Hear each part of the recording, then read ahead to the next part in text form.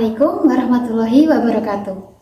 Perkenalkan, nama saya Agna Ayu Rahmadani, NIM 207200002 dari jurusan Tadris IPA akan mempresentasikan materi yang berkaitan dengan sistem ekskresi pada manusia. Nah, adapun tugas ini untuk memenuhi tugas mata kuliah micro teaching. Assalamualaikum warahmatullahi wabarakatuh. Bagaimana kabarnya hari ini anak-anak? Semoga dalam keadaan sehat ya, sehingga kita semua bisa berkumpul di kelas ini untuk belajar hari ini sampai selesai. Materi yang akan kita pelajari hari ini yaitu sistem ekskresi pada manusia. Untuk memulainya, tolong kalian buka buku paket halaman 97 sampai 100. Tolong disimak baik-baik ya, lalu dengarkan penjelasan dari Bu Guru.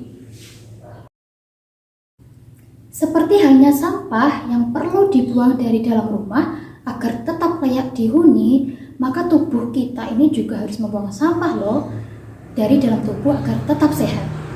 Setelah kita minum, bernapas, dan juga berlari, ternyata banyak bahan yang dikeluarkan oleh tubuh. Tubuh ini memiliki sistem tersendiri untuk mengatur kondisinya. Sistem ini berfungsi untuk mengeluarkan zat-zat sisa dalam tubuh. Bagaimana jika zat sisa ini tidak dikeluarkan? Jika tubuh tidak mengeluarkan zat sisa, maka akan bersifat toksik atau meracuni tubuh, sehingga akan merusak berbagai organ dalam tubuh, bahkan dapat berujung kematian loh, asal kalian tahu tuh. Kemudian proses metabolisme tubuh ini menghasilkan zat-zat sampah seperti karbon dioksida, kemudian amonia, kemudian urea, asam urat, atau air. Nah, zat-zat sampah ini jika dibiarkan terus-menerus maka akan menumpuk di dalam tubuh, sehingga akan meracuni dan berbahaya bagi tubuh kita. Untuk menghindari masalah akibat zat-zat sampah ini, zat-zat ini tuh harus dikeluarkan dari tubuh. Lalu, proses pengeluaran zat-zat sampah tubuh ini disebut juga dengan sistem ekskresi yang akan kita pelajari pada hari ini. Jadi bisa disimpulkan ya anak-anak, bahwa darahmu itu loh mengandung berbagai zat sisa metabolisme. Zat ini adalah zat senyawa kimia yang tidak dibutuhkan oleh tubuh. Lalu jika zat-zat ini tuh tidak segera dibuang, maka akan menjadi racun dalam jaringan tubuhmu. Nah, proses membuang zat sisa metabolisme inilah yang disebut dengan sistem ekskresi manusia. Pada bab ini, kamu akan mempelajari berbagai organ tubuh manusia yang berfungsi membuang sisa metabolisme dalam tubuh. Selain itu, kamu juga akan mempelajari berbagai penyakit dan kelainan pada organ-organ ekskresi manusia. Kamu akan mengawalinya dengan kegiatan sederhana, dengan mempelajari fungsi pada ginjal. Nah, organ-organ sistem ekskresi pada manusia ini ada 4. Yang pertama yaitu organ ginjal. Nah, organ ginjal ini dia adalah organ utama penyusun sistem ekskresi manusia yang dapat menghasilkan urin. Ginjal ini berfungsi menyaring zat sisa metabolisme tubuh dalam darah. Itu adalah ginjal. Kemudian yang kedua adalah paru-paru. Organ paru-paru ini dia itu adalah organ ekskresi manusia yang jumlahnya 2 atau berjumlah sepasang. Berfungsi mengeluarkan gas-gas sisa proses pernapasan, yaitu gas CO2 dan H2O.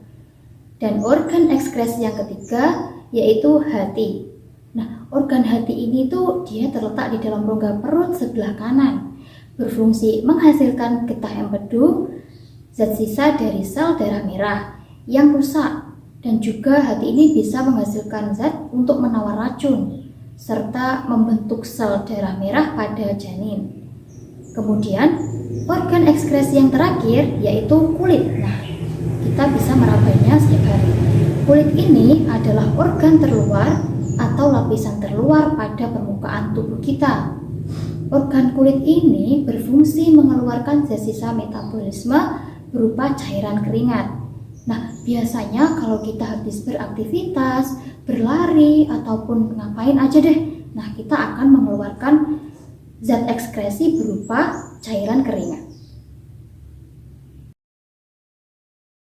Nah, dari pernyataan yang sudah saya jelaskan tadi, dapat disimpulkan ya anak-anak, kalau di dalam tubuh kita itu sebenarnya terdapat zat-zat sisa metabolisme, atau bahasa sederhananya itu sampah yang sudah tidak diperlukan tubuh lagi. Kalau menumpuk itu akan berbahaya. Nah, maka dari itu harus dikeluarkan oleh organ-organ ekskresi tadi, seperti paru-paru, kemudian ginjal, kemudian hati, dan juga kulit.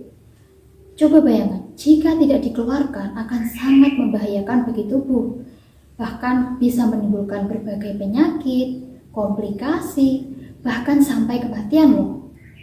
Nah, tapi sebelum kita lebih memperdalam materi sistem ekskresi, coba deh kalian simak berita berikut ini. Nanti akan saya kasih pertanyaan.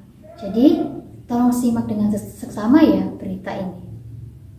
Menanggapi temuan 192 kasus gagal ginjal akut misterius pada anak yang dilaporkan di Indonesia, pemerintah mengimbau seluruh apotek untuk menyetop sementara penjualan obat bentuk cair atau sirup. Larangan ini dikeluarkan hingga batas waktu yang belum ditentukan.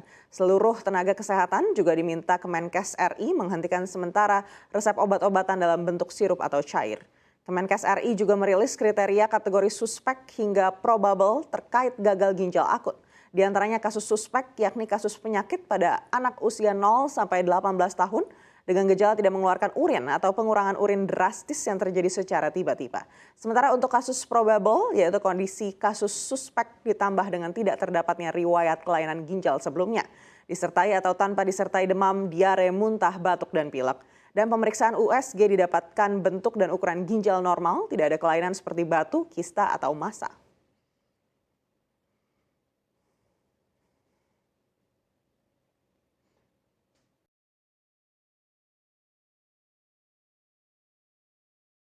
Hah, kira-kira apa ya Din hubungannya berita tadi dengan sistem ekskresi manusia? Iya ya Rizky, kira-kira apa ya hubungan berita tadi tuh sama materi hari ini? Tapi kayaknya aku tahu deh, kerusakan gagal ginjal itu kan berarti ya berhubungan dengan sistem organ ginjal yang erat kaitannya dengan sistem ekskresi manusia kan? Wah, kayaknya betul banget deh. Tapi aku masih belum paham bagaimana kelainan gagal ginjal ini bisa timbul apalagi menyerang anak-anak. Nah, kalau itu mah aku juga belum paham, Riz, apa penyebab dari penyakit gagal ginjal ini. Lagi pula kan kita baru mulai materi bab ini kan? Tapi dari kasus itu kan ngebuktiin gak sih kalau kita itu harus lebih menjaga sistem ekskresi kita. Karena di berita itu aja, usia anak-anak sudah banyak yang terkena gagal ginjal. Apalagi kita yang remaja. Berarti kayaknya juga harus lebih menjaga sistem ekskresi kita nantinya. Oke, kalau gitu agar kita lebih paham, kita dengarkan Bu Guru aja ya. Barangkali kita bisa lebih tahu tentang sistem ekskresi pada manusia dan gangguannya serta kaitannya berita tadi itu sama materi pembelajaran hari ini. Nah, anak-anak, kira-kira dari cuplikan berita tadi itu apa tahu hubungannya sama sistem ekskresi manusia yang kita pelajari hari ini? Ya, betul sekali. Berkaitan dengan salah satu organ sistem ekskresi, tepatnya yaitu organ ginjal. Nah, kenapa ya kok bisa ada penyakit gagal ginjal ini? Ya, penyakit ini tuh sebenarnya disebabkan karena rusaknya atau tidak berjalannya fungsi ginjal dengan semestinya. Oleh karena itu, ginjal ini dia tuh punya beberapa fungsi atau dia tuh punya 3 fungsi utama dalam sistem ekskresi manusia. Yang pertama, ginjal ini berfungsi untuk menyaring zat-zat sampah metabolisme dari darah. Dan yang kedua yaitu ginjal berfungsi untuk mengontrol volume darah, yaitu dengan cara mengeluarkan kelebihan air yang dihasilkan oleh sel-sel dalam tubuh kita. Kemudian mempertahankan jumlah air dalam darah ini juga sangat penting loh untuk memelihara tekanan darah agar gerakan gas dan pengeluaran zat sampah padat ini bisa tetap normal. Dan yang terakhir yaitu ginjal ini berfungsi untuk menjaga keseimbangan konsentrasi garam-garam tertentu. Nah, garam-garam ini atau garam-garam pada ginjal ini tuh harus ada loh dalam konsentrasi tertentu. Fungsinya untuk apa? Ya untuk kelangsungan kegiatan sel tubuh manusia itu sendiri. Jadi itu ya anak-anak, 3 fungsi utama organ ginjal dalam sistem ekskresi manusia. Oke, sekarang bagaimana sih bentuk ginjal itu dan letaknya itu di mana? Nah, ginjal itu disebut juga dengan ren karena berbentuk seperti biji kacang merah. Ginjal terletak di kanan dan kiri tulang pinggang, yaitu di dalam rongga perut pada dinding tubuh bagian belakang atau dorsal. Kalau kalian bisa simak di buku, nah itu seperti itu ya gambarnya. Ginjal sebelah kiri itu letaknya itu lebih tinggi daripada ginjal sebelah kanan. Ginjal berfungsi untuk menyaring darah yang mengandung limbah sisa metabolisme dari sel. Kemudian ginjal itu juga dia tuh berwarna merah karena banyak darah yang masuk ke dalam ginjal kita. Darah pada ginjal tuh akan masuk melalui arteri besar dan akan keluar dari ginjal melalui pembuluh vena besar. Apabila sebuah ginjal dipotong melintang, maka akan tampak deh 3 lapisan seperti pada gambar di mana bagian luar disebut korteks atau kulit ginjal. Di bawahnya ada medula atau sumsum ginjal. Dan di bagian dalam berupa rongga yang disebut rongga ginjal atau pelvis renalis. Kalian bisa perhatikan pada gambarnya ya. Itu bisa tergambar jelas bagian-bagian ginjal jika dipotong melintang. Ginjal tersusun kurang lebih 1 juta alat penyaring atau nefron. Nah, nefron ini adalah satuan struktural dan fungsional ginjal. Sebuah nefron terdiri atas sebuah komponen penyaring atau badan Malpighi yang dilanjutkan oleh saluran-saluran atau tubulus kalau kita sering dengar. Nah, setiap badan Malpighi ini mengandung gulungan kapiler darah yang disebut dengan glomerulus yang letaknya berada dalam kapsula Bowman seperti pada gambar ya. Tolong perhatikan gambarnya. Pada bagian inilah proses penyaringan darah dimulai. Medula atau sumsum ginjal tersusun dari saluran-saluran yang dia itu merupakan kelanjutan dari badan Malpighi dan saluran yang ada di bagian korteks. Saluran-saluran itu adalah tubulus contortus proximal, tubulus contortus distal, tubulus pengumpul dan juga lengkung Henle yang terdapat pada medula. Kemudian si lengkung Henle ini dia itu adalah saluran ginjal yang bentuknya melengkung pada daerah medula, kemudian berhubungan dengan tubulus proximal dan juga tubulus distal di daerah korteks ya anak-anak.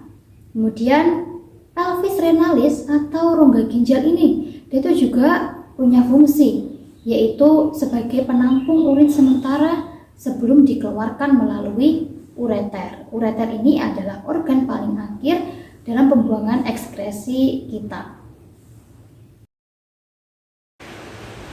Nah, kalau tadi itu kita sudah belajar tentang fungsi ginjal dan juga bentuknya ginjal itu bagaimana, sekarang kita menginjak ke tahapan pembentukan urin oleh ginjal.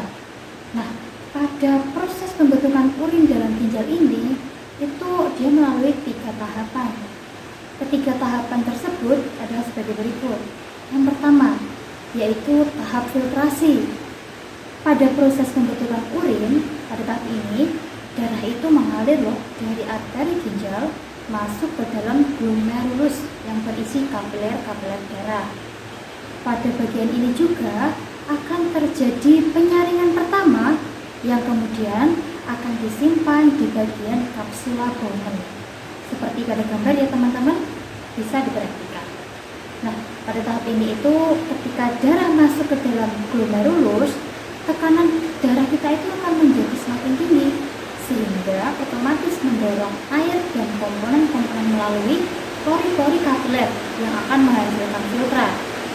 Nah, cairan hasil penyaringan tersebut itu dia tersusun dari urea, kemudian glukosa, kemudian air, dan juga ion-ion anorganik seperti natrium, kalium, kalsium, dan juga klor.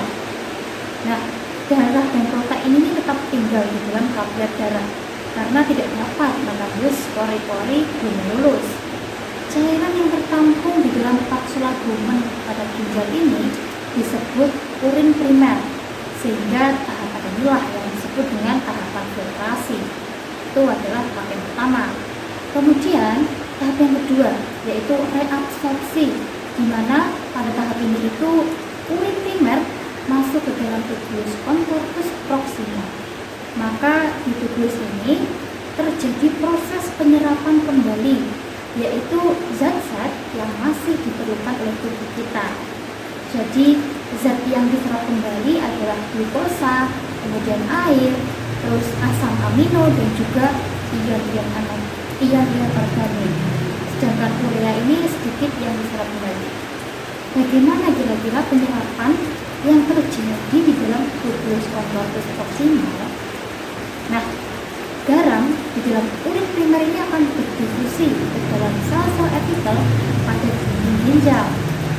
Saat garam bergerak ke dalam sel, maka air ini akan masuk juga dengan cara osmosis yang kemudian akan masuk ke dalam pembuluh darah. Glukosa, asam amino, ion kalium, dan zat-zat yang masih dibutuhkan oleh tubuh ini juga diangkut ke dalam sel yang kemudian ke dalam kapiler darah di dalam ginjal. Cairan yang dihasilkan dari proses reabsorpsi ini tuh disebut dengan urin sekunder. Jadi kalau tahap filtrasi itu urinnya disebut urin primer, kalau pada reabsorpsi itu urin sekunder. Hasil dari reabsorpsi ini berupa urin sekunder yang mengandung air, garam, kemudian urea, dan juga MP2. Pigmen MP2 inilah memberikan warna pada urin. Sedangkan urea itu hanya menunjukkan bau yang tidak sedap pada urin. Kemudian yang terakhir yaitu augmentasi, di mana di tahap ini tuh urin sekunder bergerak ke tubulus contortus distal dan juga di saluran pengumpulan. Pada bagian ini juga masih ada proses penyerapan ion natrium, klor, dan juga urea. Cairan yang dihasilkannya sudah keluar yang merupakan urin sesungguhnya dan kemudian disalurkan ke dalam rongga ginjal kita.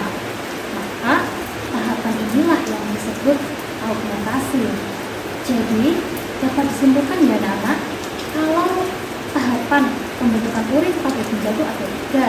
Yang pertama filtrasi, yang kedua reabsorpsi, yang ketiga itu augmentasi. Kalau kita sudah tahu ketiga tahapan tadi dalam pembentukan urin, kan dia kan akan menghasilkan urin ya anak-anak. Lalu si urin itu akan kemana toh gitu kan? Nah, urin yang terbentuk dan terkumpul ini dia itu akan dibuang melalui ureter, kandung kemih, dan juga uretra. Urin akan masuk ke dalam kandung kemih yang dia itu merupakan tempat menyimpan urin sementara. Kandung kemih dia itu memiliki dinding yang sangat elastis. Kandung kemih ini mampu meregam untuk dapat menampung setengah liter urin kita. Kandung kemih ini juga pada saat kosong dia itu akan tampak keriput. Berbeda ketika kandung kemih ini terisi, maka dia akan terlihat seperti balon yang ditiup. Kemudian kandung kemih ini juga dilapisi loh oleh sel-sel, namanya sel epitel, yaitu bersifat tebal. Urin di dalam kandung kemih ini akan keluar melalui uretra. Proses keluarnya urin ini disebabkan oleh adanya tekanan di dalam kandung kemih. Selain itu, tekanan pada kandung kemih ini selain disebabkan oleh pengaruh syaraf, itu juga disebabkan oleh adanya kontraksi otot perut dan organ-organ yang menekan kandung kemih ini untuk keluar, sehingga urin kita itu dapat keluar dari dalam tubuh kita. Jadi seperti itu proses gimana tuh pembentukan urin dan gimana tuh keluarnya. Nah, jadi ini sangat berkaitan dengan organ ginjal pada sistem ekskresi kita. Jadi seperti itu. Nah, dari gambarannya itu seperti ini ya anak-anak ya. Dari tahapan pembentukan urin yang sudah saya jelaskan tadi. Kalau nomor 1 itu tahapan apa?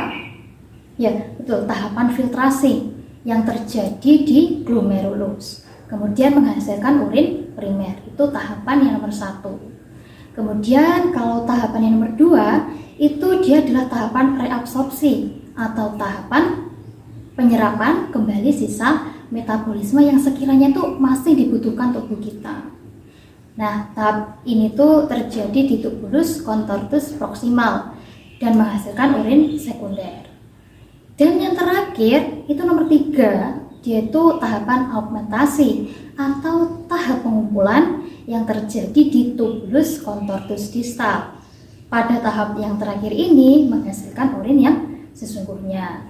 Jadi dapat tergambar dengan jelas ya bentuknya organ-organnya itu seperti apa.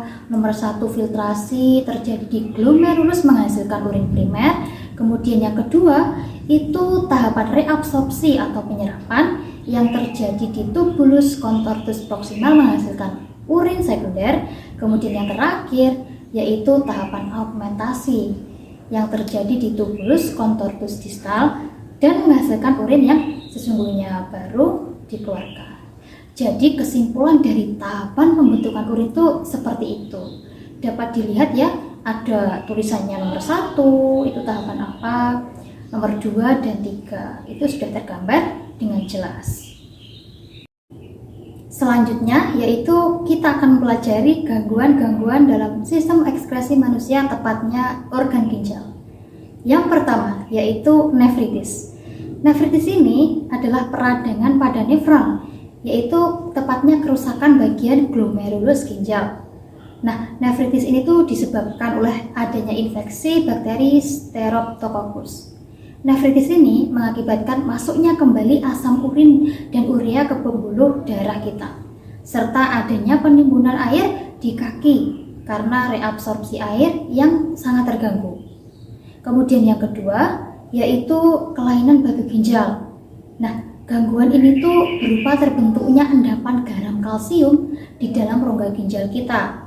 Saluran ginjal atau kantung kemih, batu ginjal ini berbentuk kristal yang tidak dapat larut. Kandungan batu ginjal ini adalah kalsium oksalat, asam urat, dan kristal kalsium fosfat. Endapan ini jika seseorang terlalu banyak mengkonsumsi garam mineral dan terlalu sedikit minum air, maka ya akan menyebabkan batu ginjal tadi pada tubuh kita. Dan yang terakhir yaitu kelainan gagal ginjal atau penyakit gagal ginjal yang sering dialami oleh masyarakat. Ginjal bisa kehilangan fungsinya sehingga tidak dapat mengeluarkan zat sisa metabolisme dari dalam tubuh kita. Bahkan nih, zat-zat yang masih bisa dipergunakan tubuh seperti glukosa dan protein ini bisa ikut keluar tubuh. Nah, oleh karena itu, gejala ini tuh disebut dengan gagal ginjal.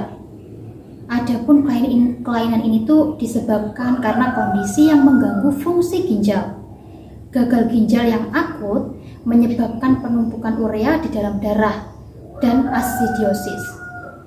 Kerusakan ginjal ini bisa loh disebabkan oleh nefritis glomerulus yang parah, atau bisa juga disebabkan oleh penyumbatan saluran ginjal kita. Racun tertentu yang dihasilkan dari proses industri ini juga bisa menyebabkan nekrosis atau kerusakan sel. Gagal ginjal yang parah ini disebabkan oleh kerusakan yang permanen pada banyak nefron. Jadi istilahnya gagal ginjal ini adalah hilangnya fungsi ginjal sebagai sistem ekskresi manusia. Sehingga nefron-nefron tadi tuh tidak bisa berfungsi dengan normal gitu loh ya. Kerusakan ini itu ditandai dengan ketidakmampuan ginjal kita untuk mengekskresikan atau mengeluarkan hasil ekskresi, retensi, pembengkakan karena akumulasi cairan tubuh, kenaikan kandungan kalium, asidiosis atau asidosis, keracunan zat sampah, dan berakhir pada kematian Jadi kita harus hati-hati betul. Orang yang menderita kerusakan ginjal secara serius masih bisa menyaring darahnya dengan ginjal buatan. Proses ini disebut juga dengan cuci darah atau dialisis. Oke, lalu bagaimana nih kira-kira cara memelihara agar ginjal kita itu tetap sehat gitu ya? Nah, caranya yaitu dengan minum banyak air putih. Dengan meminum banyak air, urin kita itu akan menjadi encer, sehingga akan mempermudah atau memperlancar kerja ginjal kita untuk mengeluarkan zat yang sudah tidak diperlukan lagi oleh tubuh kita. Encernya urin kita ini juga memperkecil terbentuknya batu ginjal dan timbulnya infeksi. Jadi dapat disimpulkan ya, isu-isu yang saya angkat tadi seperti banyaknya anak yang terkena gagal ginjal itu berkaitan dengan organ ekskresi kita, yaitu rusaknya ginjal tadi. Karena sirup mengandung pemanis buatan atau zat-zat yang sulit diekskresikan oleh ginjal. Jika sirup ini terus dikonsumsi, maka secara tidak langsung akan mengakibatkan gagal ginjal. Sama halnya pada kita kehidupan sehari-hari sering minum es yang berwarna, minum coklat, minum minuman pop ice, sisri, atau banyak lagi lah, intinya yang bukan air putih. Nah, itu jika tidak diimbangi dengan minum air putih, maka besar kemungkinan kita juga akan terkena gagal ginjal. Oleh karena itu, sebisa mungkin kita harus banyak minum air putih, lalu menghindari makanan dan juga minuman yang sekiranya tidak baik untuk dikonsumsi. Jadi seperti itu penjelasan gangguan-gangguan sistem ekskresi manusia yang kita pelajari pada hari ini. Nah, itulah materi pada hari ini yang sudah saya jelaskan. Bahwasanya organ ginjal itu dia adalah salah satu organ ekskresi yang mengeluarkan urin. Kita setiap hari mengeluarkan urin kan? Nah, itulah peran dari organ ginjal kita. Kemudian tahapan pembentukan urin itu kan ada 3 tadi yang sudah saya jelaskan. Ada filtrasi, kemudian reabsorpsi, dan yang terakhir yaitu augmentasi. Dan yang terakhir ada kelainan atau penyakit pada organ ginjal, yaitu batu ginjal, gagal ginjal, dan juga nefritis. Oleh karena itu, sangat penting bagi kita untuk menjaga pola makan dan juga pola minum agar terhindar dari penyakit atau kelainan ginjal yang sudah saya sebutkan tadi. Untuk mengecek pemahaman kalian, Ibu minta kalian mengerjakan latihan pilihan ganda 10 soal yang ada dalam LKS halaman 9-10. Itu tolong dikerjakan. Kemudian untuk mengecek nih, kalian tuh paham gak sih materi pada hari ini? Ibu akan mengadakan kuis di pertemuan selanjutnya sebelum kita memulai organ ekskresi yang berikutnya. Jadi tolong disiapkan ya. Baik, kita akhiri pembelajaran pada hari ini. Jika selama pembelajaran Ibu ada salah kata, mohon maaf yang sebesar-besarnya. Akhirul kalam. Wassalamualaikum warahmatullahi wabarakatuh.